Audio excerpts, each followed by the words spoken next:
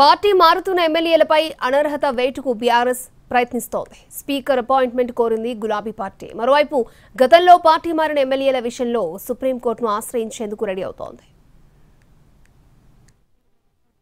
Assembly ఎన్నికల్లో car గుర్తుపై గెలిచి పార్టీ మారుతున్న ఎమ్మెల్యేలపై అనర్హత వేటు కోసం బీఆర్ఎస్ ప్రయత్నాలను ముమ్మరం చేసింది. ఇటీవల పోచారం శ్రీనివాసరెడ్డి, డాక్టర్ సంజయ్ కుమార్ కాంగ్రెస్లో చేరారు. వాళ్ళిద్దరిపై అనర్హత వేటు వేయాలని స్పీకర్కు పిటిషన్ ఇవ్వాలని నిర్ణయించింది. ఇదే విషయంపై అసెంబ్లీ స్పీకర్ గడ్డం ప్రసాద్ కుమార్ అపాయింట్మెంట్ కోరింది బీఆర్ఎస్ నేతల బృందం. స్పీకర్ అపాయింట్మెంట్ ఇచ్చిన వెంటనే అవసరమైతే ఆయన నివాసానికి వెళ్లి పార్టీ మారిన ఎమ్మెల్యేలపై అనర్హత వేటు వేయాలని ఫిర్యాదు చేయనుంది. అసెంబ్లీ ఎన్నికల్లో బీఆర్ఎస్కు 39 సీట్లొచ్చాయి.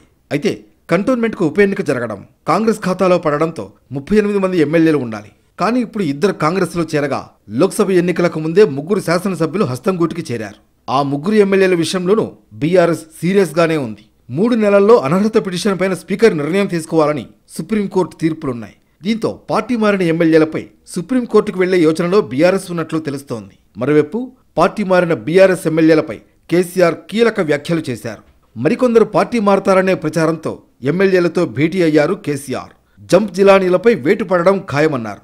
పార్టీ ఫిరాయింపులపై సుప్రీంకోర్టు స్పష్టమైన తీర్పు ఉందని, పార్టీ కూడా ఆ ఎమ్మెల్యేలపై అనర్హత వేటు కోసం న్యాయ పోరాటం చేస్తుందన్నారు.